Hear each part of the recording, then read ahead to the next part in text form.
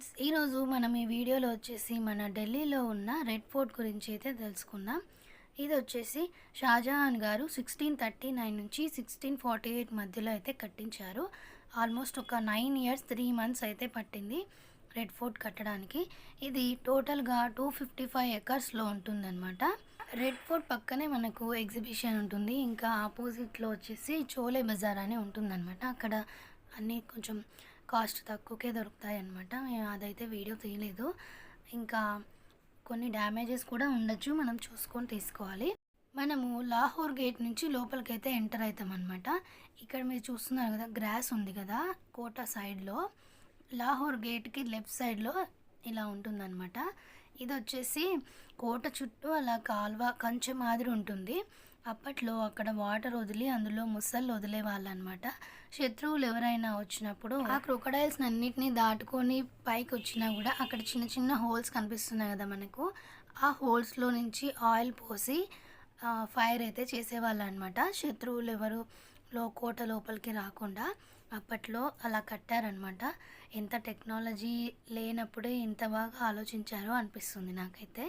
ఇంకా మనం లోపల ఎంటర్ అయ్యేకి ముందు స్టార్టింగ్లో ఒక 2 ఫిరంగిలు అయితే వస్తాయన్నమాట. ఫిరంగి వచ్చేసి రైట్ సైడ్లో ఒకటి, లెఫ్ట్ సైడ్లో ఒకటే ఉంటుంది. చూసారా ఎంత పెద్దగా ఉన్నాయో ఫిరంగి. అక్కడ రౌండ్గా కనిపిస్తుంది కదా, అవి ఫిరంగి గుండ్లు అంటారనమాట. మనకైతే ఇప్పుడు అది క్లోజ్ చేసేసారనమాట కంప్లీట్గా. ఎందుకంటే ఓపెన్గా పెట్టారంటే మన వాళ్ళు అందులో బాటిల్స్ ఏవేవో వేసేస్తారని చెప్పేసి అది క్లోజ్ చేసేసారు. అదైతే మొత్తం క్యాస్ట్ ఐరన్తో అయితే చేసింటారు. అదైతే చాలా వెయిట్ అయితే ఉంటుంది. ఇంకా లోపలికి వెళ్ళిన తర్వాత ఇలానే ఉంటుంది. మన ప్రైమ్ మినిస్టర్ ఆగస్ట్ 15కి ఇక్కడే ఫ్లాగ్ హాస్టింగ్ అయితే చేస్తారనమాట. ఇంకా లోపలికి వచ్చిన తర్వాత ఫస్ట్ అయితే మనకి షాపింగ్ అయితే కనిపిస్తాయి కొన్ని. ఇవి అక్కడ కొన్ని నాకు డిఫరెంట్గా అనిపించేవన్నీ కొన్ని ఫొటోస్ అయితే తీసాను అనమాట. అప్పట్లో సైకిల్, ఇంకా ఫిరంగి ఇవన్నీ ఎలా ఉండేవి, గ్రామ్ ఫోను, ఇంకా అప్పట్లో బ్రాస్ ఐటమ్స్ చాలా యూజ్ చేసేవారు కదా, అవన్నీ నేను కొన్ని ఫొటోస్ అయితే తీశాను. ఇప్పట్లో మనకు ఇవి అంతగా కనిపించవు మన దగ్గర, అక్కడ ఉన్నాయని తీశాను. ఈ షాపింగ్ మొత్తం మీనా బజార్ అని అయితే అంటారు. కొంచెం కాస్ట్ అయితే ఎక్కువగానే చెప్పారు. ఇవి నాకెందుకో చాలా బాగా అనిపించి ఇవైతే తీశాను.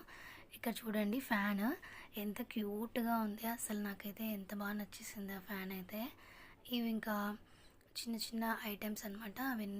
అవన్నీ కూడా నేను వీడియోలో కలెక్ట్ చేశాను అనమాట, మీకు చూపించడం కోసం.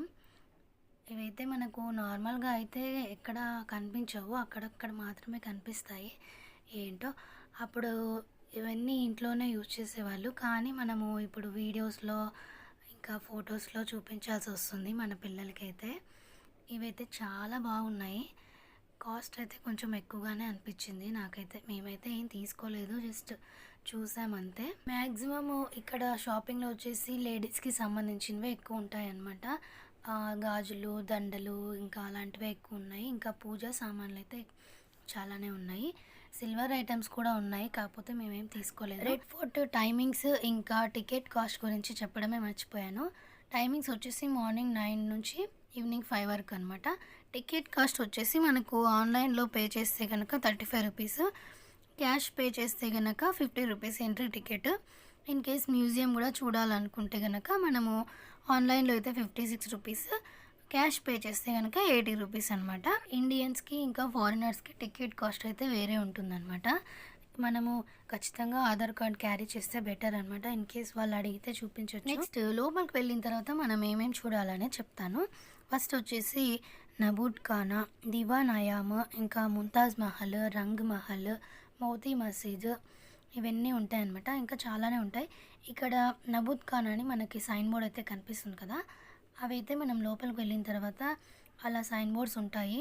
సైన్ బోర్డ్స్ చూసుకొని మనం దాని ప్రకారం వెళ్తే అన్నీ అయితే విజిట్ చేయొచ్చు అనమాట. ఇది వచ్చేసి నబూద్ ఖానా గురించి అనమాట. అసలు నబూద్ ఖానా అంటే ఏంటి అనేసి అక్కడ ఎక్స్ప్లెయిన్ చేస్తూ ఆ బోర్డు అయితే పెట్టారనమాట. మ్యాక్సిమము రాయల్ ప్లేసెస్లో అంటే ఇలాంటి కట్టడాల్లో నబూద్ ఖానా ఫస్ట్ ఎంట్రన్స్లోనే పెట్టింటారంట.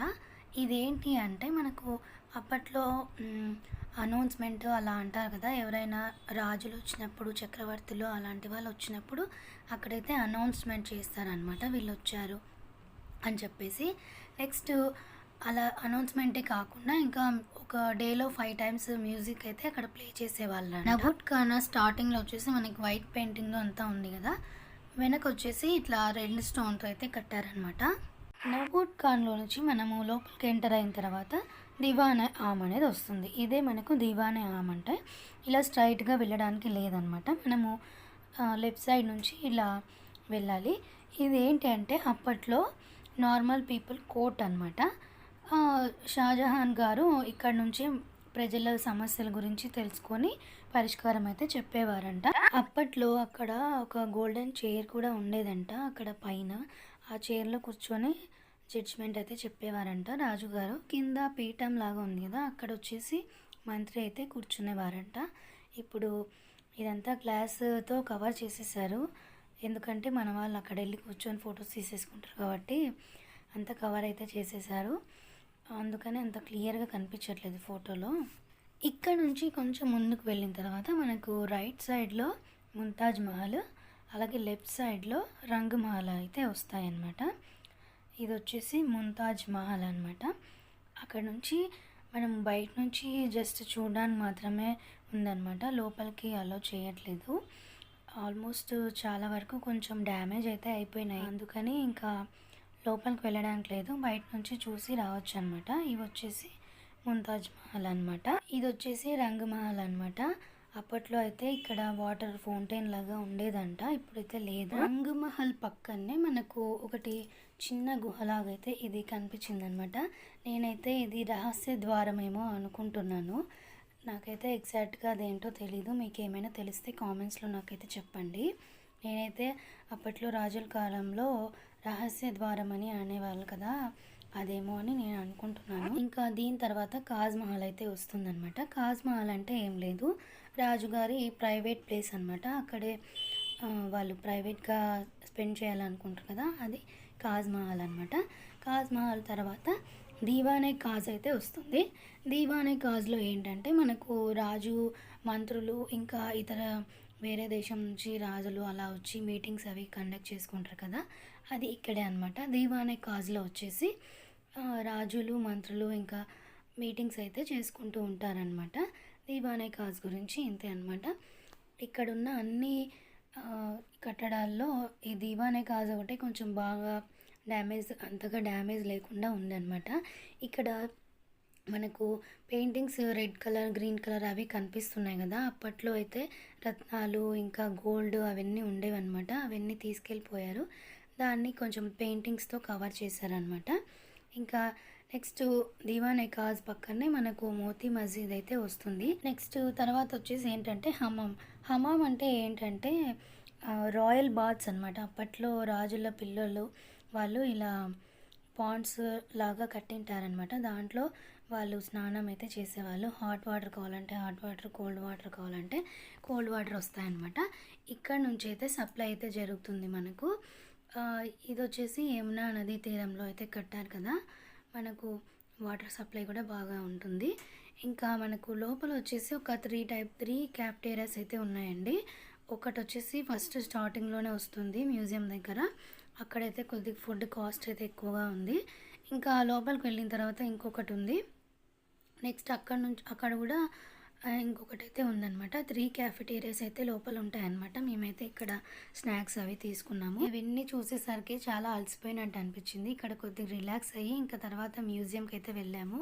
మ్యూజియం గురించి నేను నెక్స్ట్ వీడియోలో ఎక్స్ప్లెయిన్ చేస్తాను. ఇంతే ఇంక ఈ వీడియో. Please like, share and subscribe. Bye bye.